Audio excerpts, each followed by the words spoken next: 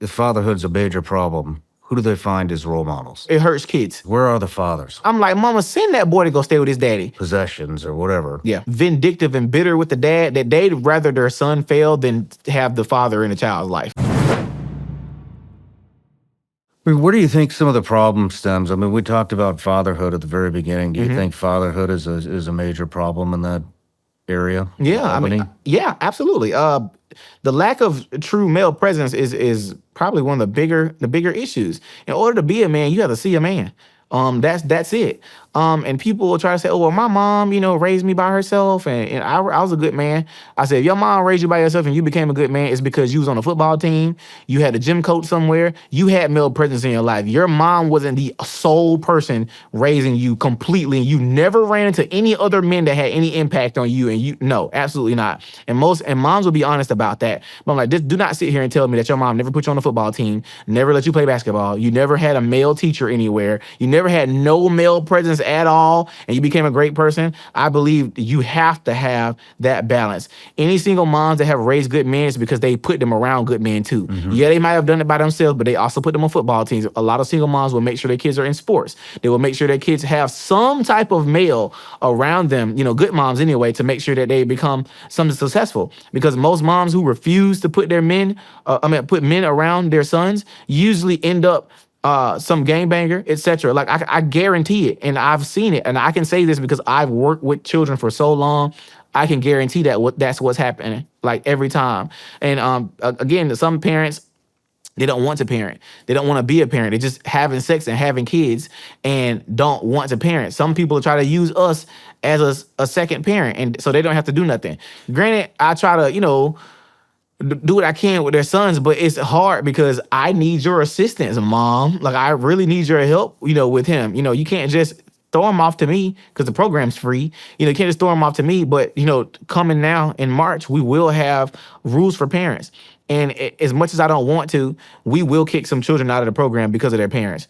And because I want the parents to be accountable also. And I have to be a little cutthroat like that. As much as I may love that child, and much as I may have built a relationship, if that mom does not assist us with her child in a meaningful way, we will let them go from the program. Wow.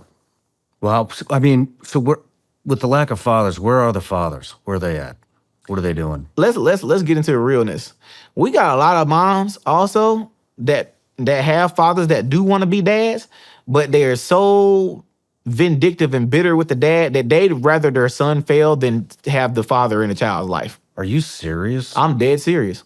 I am dead serious. I've had conversations with moms where they tell me, I'm like, where the daddy at? I'll make contact with the dad. Dad say, I live in North Carolina, or I live in this city, but she never wanted me. They'd have moved on, got kids of their own with their new wife or whatever like that. She never want me to see him. I'm like, mama, send that boy to go stay with his daddy. He don't need the Ace of Boys program. He needs his dad. Send him with his father. What are you doing besides sitting up here complaining about you doing it by yourself? It's like moms have this new thing now where they proud. It's like they have to say, I'm doing it all by myself and I'm trying and I love my child, and putting them on Facebook and pretending you was a parent at graduation, and they turned out to be some terrible person because you was too proud to keep their father in their life. I've run into that so many times with moms who didn't just send the child to stay with his father. You don't need him. You don't need to be trying to raise him by yourself. Send him with his dad because he needs his actual father. He don't need somebody trying to get to play father. He needs his real father. But because they are so bitter, and the court system, which I hate, benefits mothers more than fathers who want to be dads. It hurts kids. It hurts children. They send, these kids to stay with moms, or like I'll never forget. It's a few cases where moms will be on drugs and they'll give it to the mom before they give it to the father. Like, I watched these court cases, and I have said before that custody court needs to be a jury. I have said that over and over again. It does not need to be a judge because it's based off of how this judge feels today. What if they don't like you today, or what if they mad or whatever? It needs to be a jury. I believe a jury of our peers needs to decide where custody goes. We need to be able to prove why I'm a fit parent, for my child. I have said if we having a custody battle, let's talk to a jury about it. It does not need to be one judge, or I'm trying to prove to this judge while I'm a good dad, etc. I don't understand why that isn't a jury trial, and that's something I want to fight for, because I ran into that issue, in divorce at one point or whatever like that. Like the lawyer was telling her to keep the kids away from me. And so because she didn't have any knowledge, she, thought she was doing the right thing because that's what the lawyer told her to do. And she told the lawyer, she was telling me after it was over, she was like, well, I told him he was a good dad and everything. I didn't understand what he was telling me to keep the kids for, but I was doing it because that's what he told me to do. I said, don't you ever in your life let somebody tell you to keep your kids away from the dad. Like she said, that's what the lawyer was telling her. And I was like, well, why wouldn't he be looking out for the best interest of the kids? Because I had already offered, multiple different things, when I got a divorce, for her to be okay. I left the house, left her the car, etc. I just wanted out, at that time. But I just wanted to make sure I had, proper custody with the children because I wanted to make sure I'm raising my sons.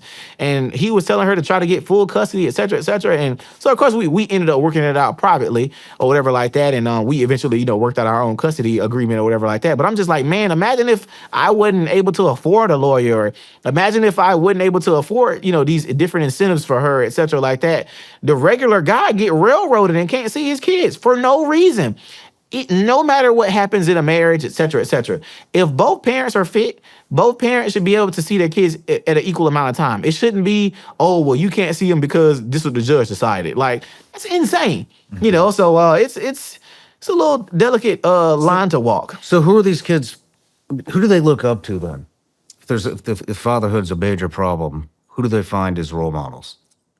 If they have any, they look up to whoever's close to them. Around them, whether that be mom or grandma, you know how that turns out. Or they look up to their football coach. They look up to the basketball coach, as much as they can. They don't have that. They're looking up to the rappers. They're looking up to the gang members. The gang members come around with the cool cars and the nice chains or whatever like that. Hey, how you get that? And so they get them into their lifestyle. Now they want to be gang bangers or whatever because they think this is the life to live or whatever. Well, this is how I'm going to make money. This is how I'm going to take care of my family. I got to sell a couple drugs or whatever like that to make some things happen. I'm like, bruh, do you see me selling drugs? I'm like, because I had a red Corvette I just sold a little while ago. The reason I bought the car originally was because I wanted the kids to see that you could just be a giver, be a great person, be a great father, and get what you want still or whatever. And so I showed them that, and the kids were like, Mr. King got a cool car. It was cool for them to see. Like, it was interesting to just witness them it's like their mindset shifted when they saw me with the car. And granted, I'm still the same person. I'm still the same Mr. King. I'm still the one who feeds you all the time. But when I got the car, it's like, so I can. So you're finding what these kids value, what they look up to, by possessions or whatever. Yeah. And you're showing them that they can get these possessions by taking a different route in life. By trusting God, which is we do Bible study, all the time, by trusting God and giving. I tell them you're going to receive by giving as much as possible. Because that's what I do. I give as much as I can. Like I never stop giving. I give every single day.